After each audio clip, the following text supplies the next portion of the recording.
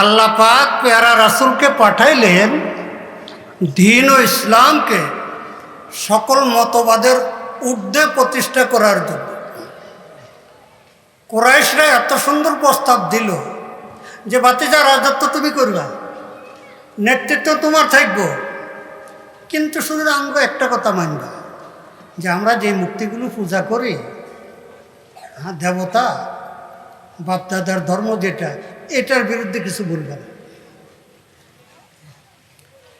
শেষ পর্যন্ত করতে করতে করতে করতে এই পর্যন্ত পৌঁছলো যে তারা হুজুর সাল্লাল্লাহু আলাইহি সাল্লামকে হত্যা করবে।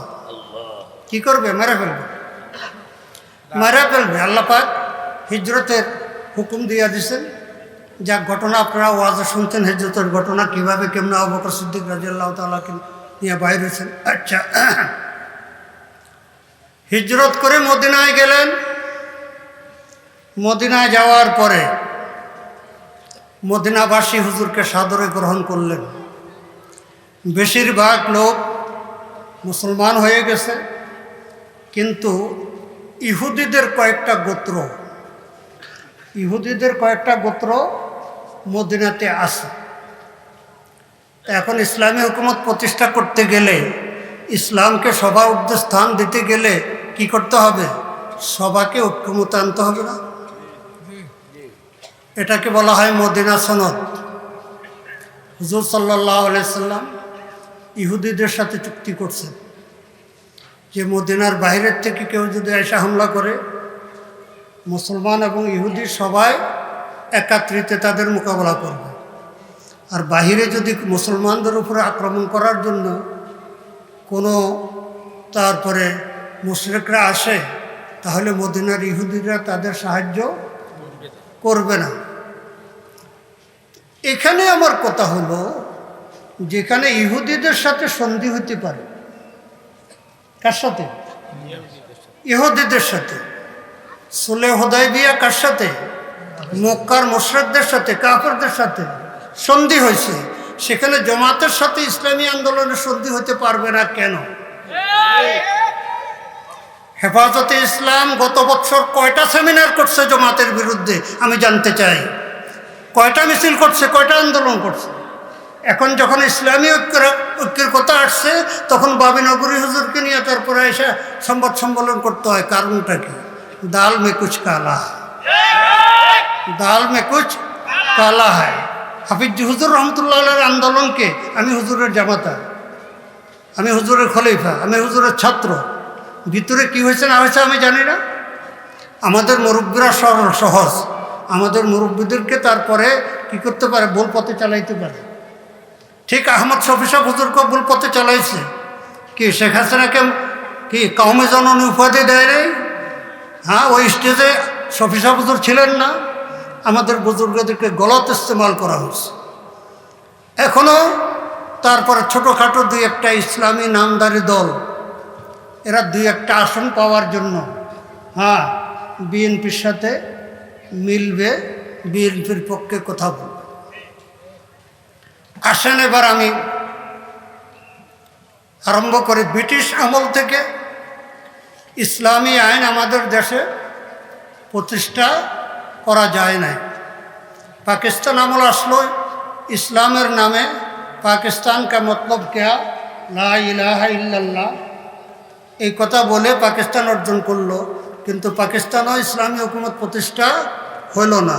ওই ব্রিটিশ আমল থেকে যে ঘুষ দুর্নীতি চলে আসতেছিল, এটা ক্রমান্বয়ে আরও বাড়তে ছিল। যেহেতু ক্ষমতা ছিল পশ্চিম পাকিস্তানিদের হাতে, তারা লোকসংখ্যায় কম, তারা জুলুম করত পূর্ব পাকিস্তানিদের উপরে। হ্যাঁ, নির্বাচিত হওয়ার পরও শেখ মুজিবকে তারা ক্ষমতা দেয় নাই। দেশ স্বাধীন হলো, স্বাধীনতা যুদ্ধে 9 মাস যুদ্ধের পরে দেশটা স্বাধীন হলো। স্বাধীন হওয়ার পরে প্রথম প্রেসিডেন্ট কে বাংলাদেশের? প্রথম প্রেসিডেন্ট হ্যাঁ মরহুম শেখ মুজিবুর রহমান। না, প্রথম তো প্রধানমন্ত্রী ছিল, তারপরে প্রেসিডেন্ট, রাষ্ট্রপ্রধান কে? মরহুম শেখ মুজিবুর রহমান। আমি মরহুম বলছি, মরহুম হাফিজ হুজুর। হ্যাঁ, মুর্দাদেরকে মরহুম বলা, এটা তার জন্য দোয়া করা যে আল্লাহ পাকের রহমত প্রাপ্ত হোক।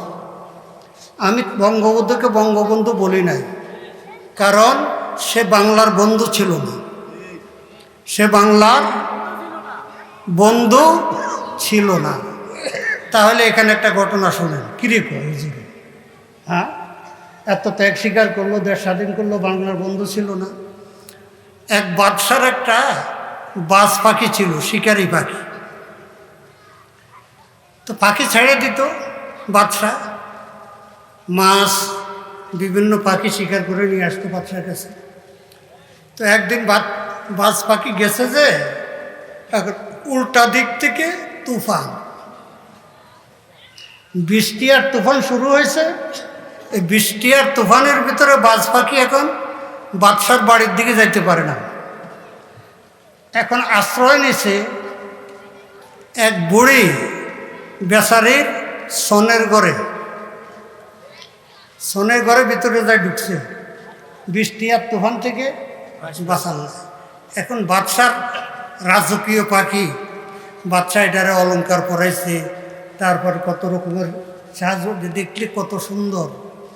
কিন্তু বাজ পাখির ঠোঁটটা এরকম বাঁকা, ঠোঁটকে বাঁকা। বুড়ি কয়, এর কোন জালিমে এই পাখিটারে পালে, কোন জালিমে এই পাখিটারে পালে, এটা ঠোঁট এরকম বাঁকা, তো এটা আদার খায় কেমনে? তো এখন পাখিটা তো বিজি টিজি লেবড়ি সেবড়ি আইজে বইছে, বুড়ি পাখিটারে ধরি কোলে লইছে, আগুনে সেকছে। ইয়ার পরে ওই সুপারি কাটেন না সরতা লই, এই বেকা ঠোঁটটা কি করছে, কাটে দিচ্ছে। তখন বুড়ি ঠোঁট কাটছে যে পাখির ভালার লাই না খারাপের লাই, তো ভালা হয়েছে না খারাপ হয়েছে?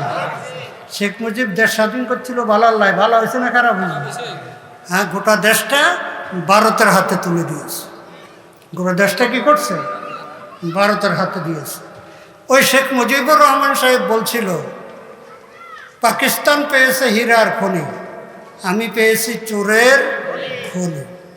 খনির তো একবার উড়ে লইলে কি শেষে জানি কি? হ্যাঁ, বাড়তেই থাকে, বাড়তেই থাকে, বাড়তেই থাকে। তো শেখ মুজিব বলে গেছে যে আমি চোরের খনি লইয়া দেশ স্বাধীন করছি। কি? সবগুলা চোরের খনি। কিন্তু দুঃখের বিষয়, শেখ মুজিব একটা চোরেরও বিচার করে না। কি বলছে? কম্বল আসছে 9 কোটি, মানুষ 7.5 কোটি, আমার বাগেরটা কোটি বলছে কিনা? তো চোরের খনি দিয়া দেশ চালাইছেন। শেখ মুজিবুর রহমানকে যখন হত্যা করা হইল, এরপরে মোস্তাক কিছুদিনের জন্য ছিল, আসলো জিয়াউর রহমান সাহেব। জিয়াউর রহমান সাহেব আসছেন, কিচ্ছা ঘটনা আপনারা জানেন। প্রেসিডেন্ট হলেন, এখন একা প্রেসিডেন্ট হলে দেশ চালানো যায়? শক্তি লাগে না? কি সমর্থক লাগে না? দল লাগে না? এখন জিয়াউর রহমান ছিলেন সেনাবাহিনীতে, তার কি কোনো সংগঠন ছিল? সে ঘোষণা দিল, আমি নতুন দল গঠন করব। হ্যাঁ, কি করব?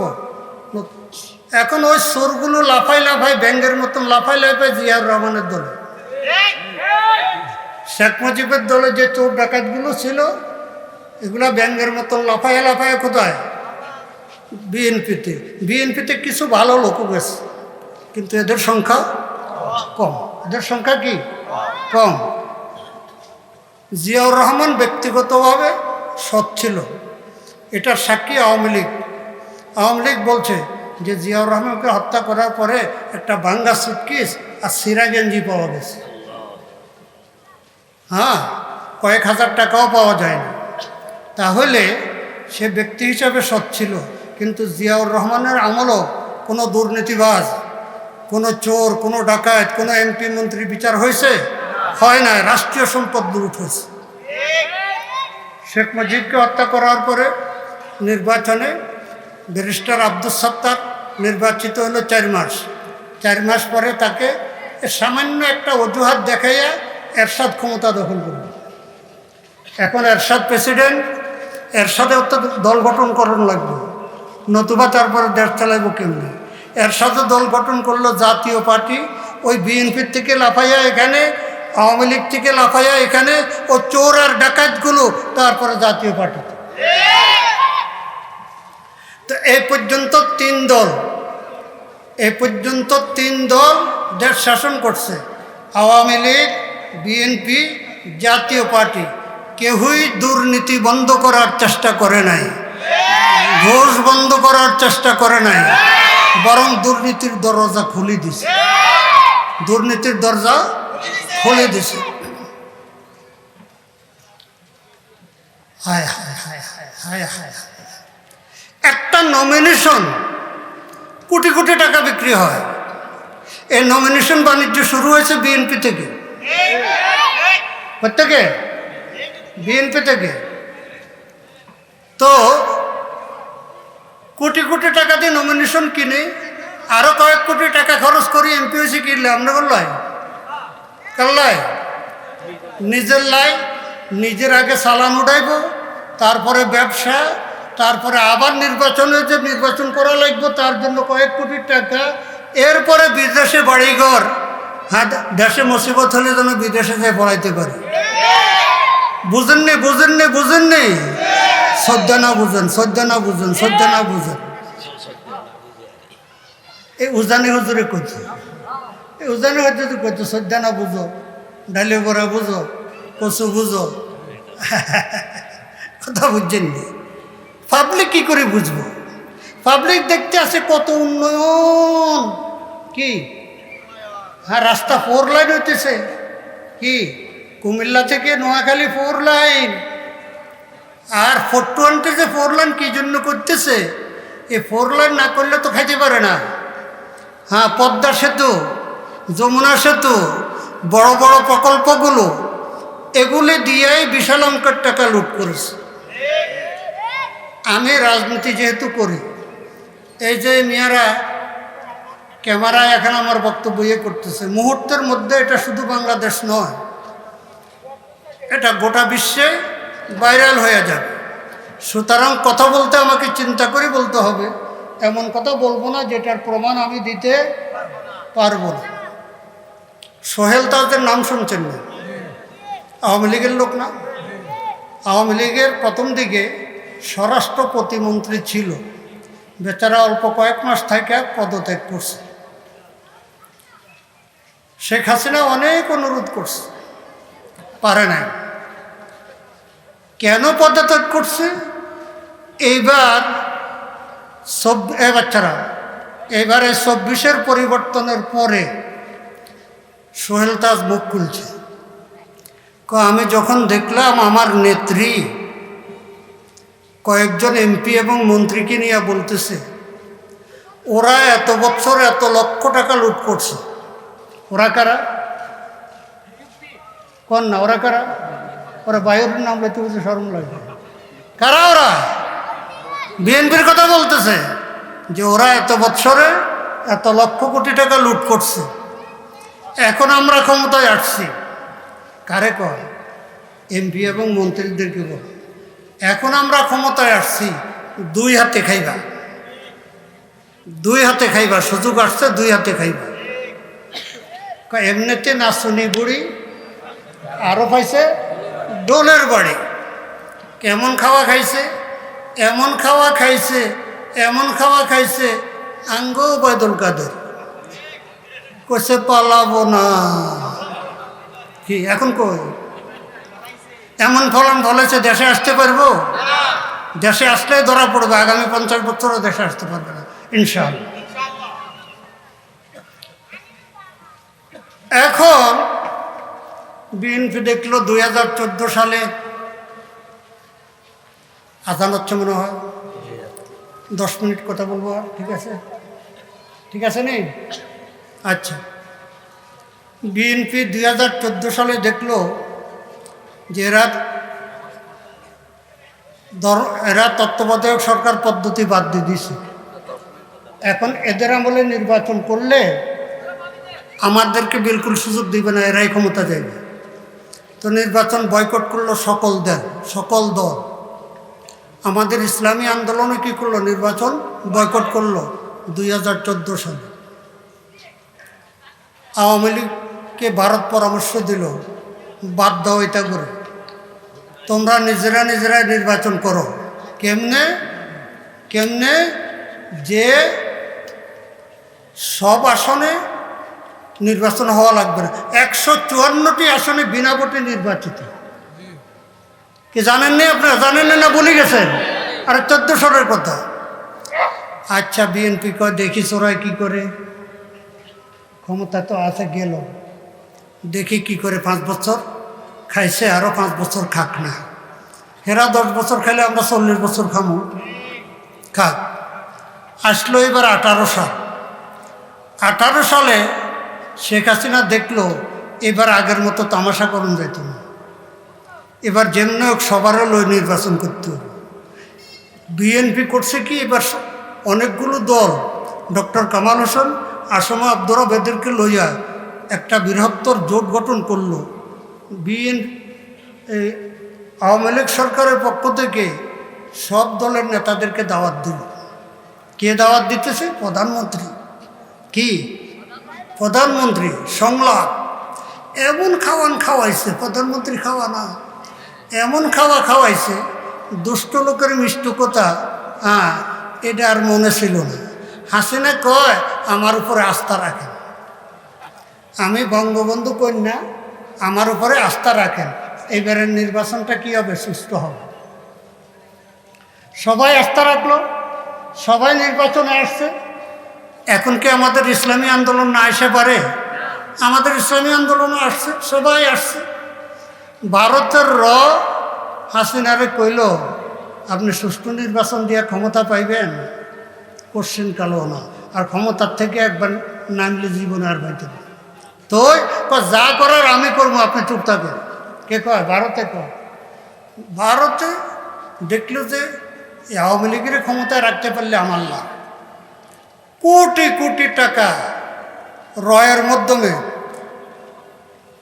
সেনা officer, BGB officer, police officer, RAB officer, DCSP, UNO, থানার ওসি, নির্বাচন যারা মনিটরিং করে, সবার একদিন আগে সবার কাছে টাকা পৌঁছে গেছে, আর লিখিতভাবে ফরমান পৌঁছে গেছে। কি করতে হইব? কাজ করতে হইব যে ভোট তো আগামী দিন সকালে জন্য রাখা যাবে না, রাত্রে 3টার আগে সিলমারি বাক্সা ঘুরাইতে হইব। ওখানে সরকারের চাকরগুলো, সেনাপ্রধান থেকে লইয়া আমলা সবগুলো টাকার বান্ডেল যখন পাইছে, তখন টাকার গোলাম কি রাত্রের ভিতরে সিলমারি বাক্স পুরাইয়া ফেলাইছে। দিনের ভোট রাইতে, দিনের ভোট রাইতে। এটা গেল কত সাল?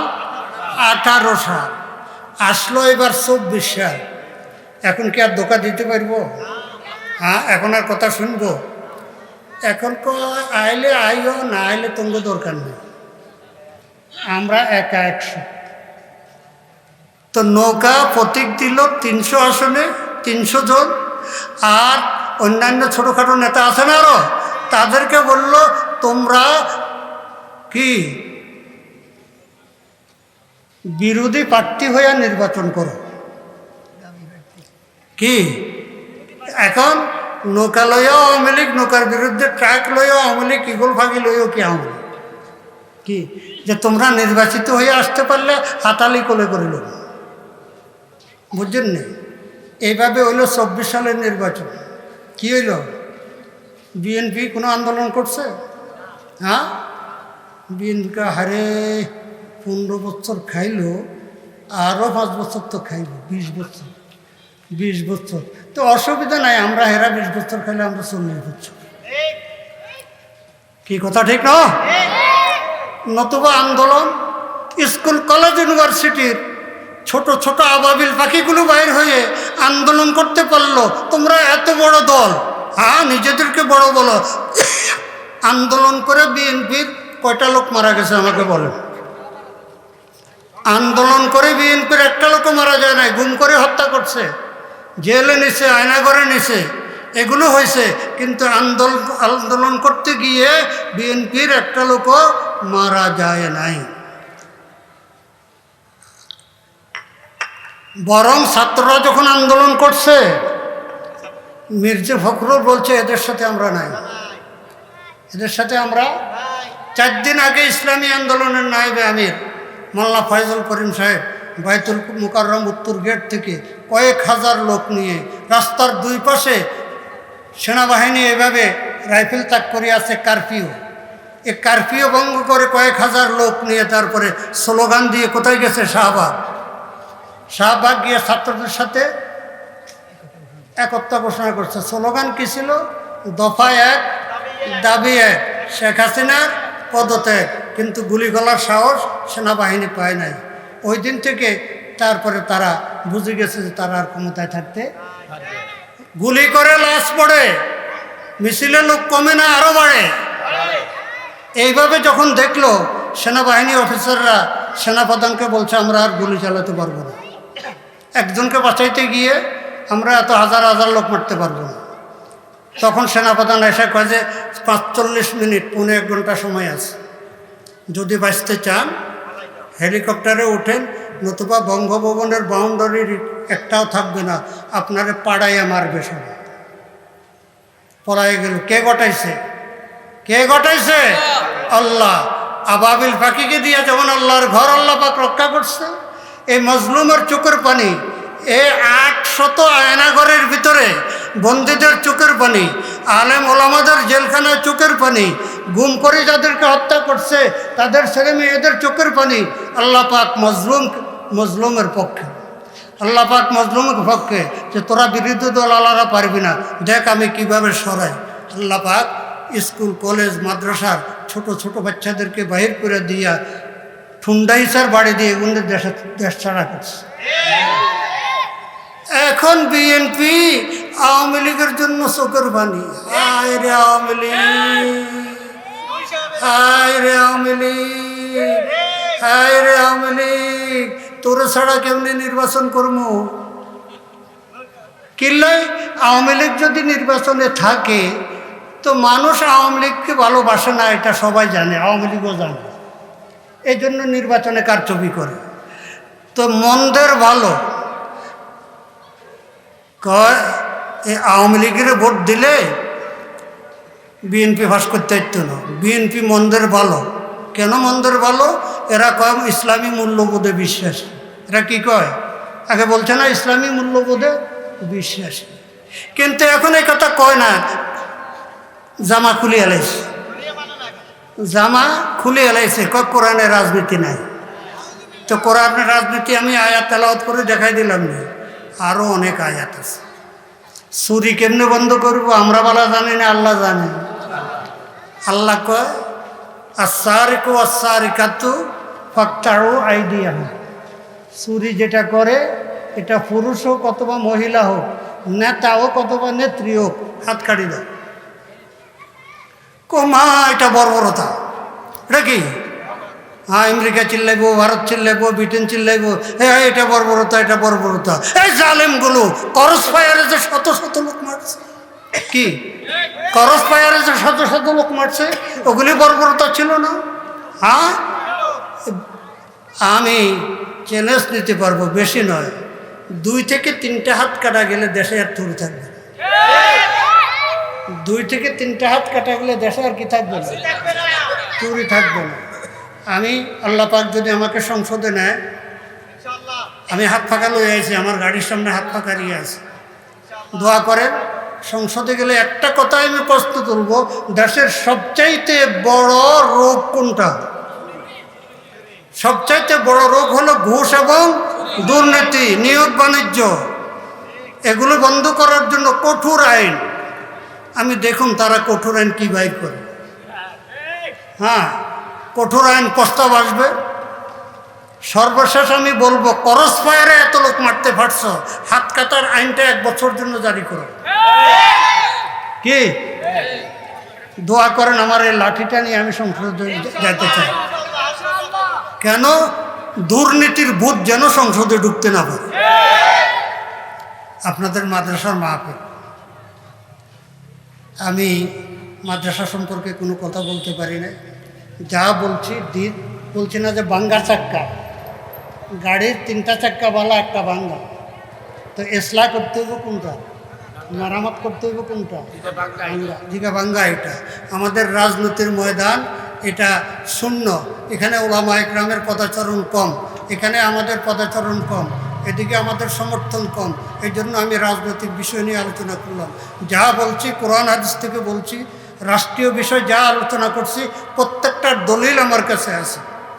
বিগত সরকারগুলো কিভাবে তারপরে দুর্নীতি করেছে সম্পূর্ণ দলিল প্রমাণ আমার কাছে আছে, পত্রিকার কাটিং এতটুকু আছে। তো আমি দোয়া চাই সকলের কাছে, আল্লাহ পাক যতদিন বাঁচায় রাখেন, যেন ন্যায় এবং হকের উপরে আল্লাহ পাক বাকি রাখেন। ওয়া আখিরু দাওয়ানা আনিল হামদুলিল্লাহি রাব্বিল আলামিন।